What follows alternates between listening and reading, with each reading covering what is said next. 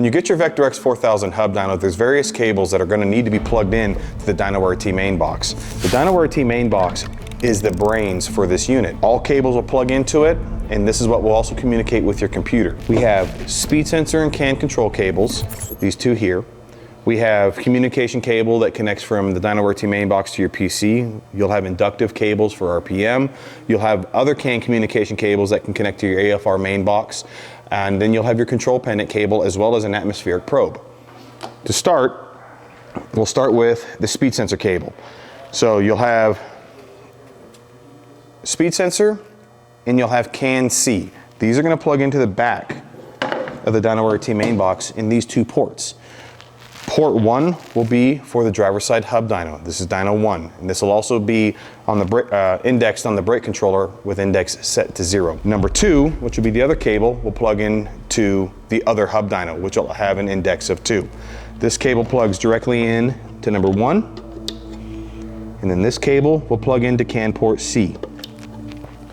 On the other end, there's going to be a cable, a twist lock cable that will plug into the side of your hub dyno.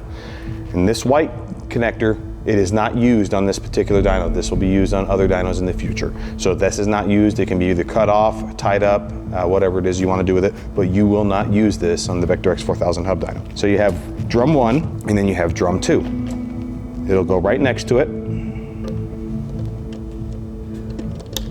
Same thing for CAN port C.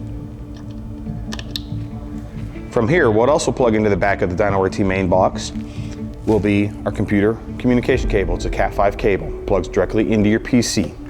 This is going to go here, and then the other end could either go into your router for your shop, or it can be plugged directly into your computer if it has an Ethernet port. The next would be for your air fuel module. It's going to have a smaller CAN port here. This plug will plug into the AFR module. As you can see, it'll plug in right here on the front of it.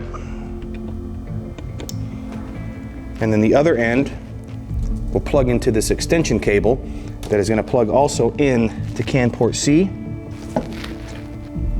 it's going to plug right into here.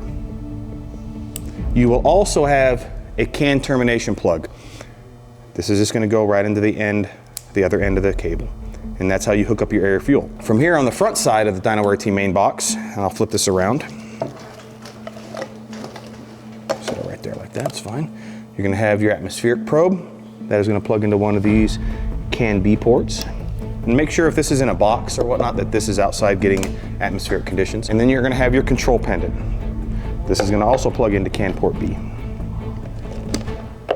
From here, you'll just have your inductives. If we need to connect vehicle RPM from an inductive source, we'll just plug it into one of those ports.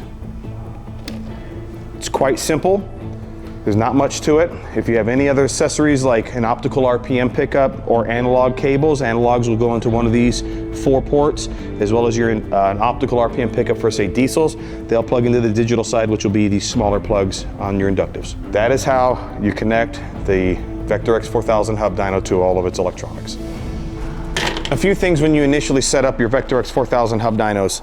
Just some stuff to make sure that you have selected properly, so you don't have any issues after it's all set up. From here, what you see, so of course you got your eddy current brake, and then we have our DynoWare RT brake controller.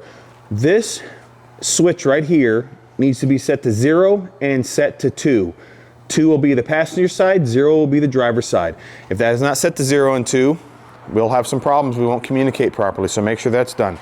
As well as making sure that we get CAN termination plugs put into the end of our CAN ports, which we'll have one on the driver's side versus the passenger side retarder, as well as making sure you have clean power. Now for this particular video, we moved our brakes around in the shop and we had to extend some power leads.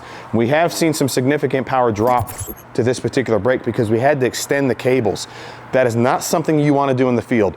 We give you a certain amount of length for a reason. Make sure you stick with the amount of length of cable that we give you, and make sure that you do have a dedicated 220 volt single phase 30 amp circuit for each one of these brakes. You're going to probably want to try to make sure you're off the same panel. Generator power can be used, but if you have 2 separate generators running each one of these brakes because you're a mobile guy, you could run into some power issues to each one of these brakes, and they could perform differently. So you're going to want to make sure you have something that can support possibly, you know, 480 volts at 50 amps, because you could split off both brakes off of one generator.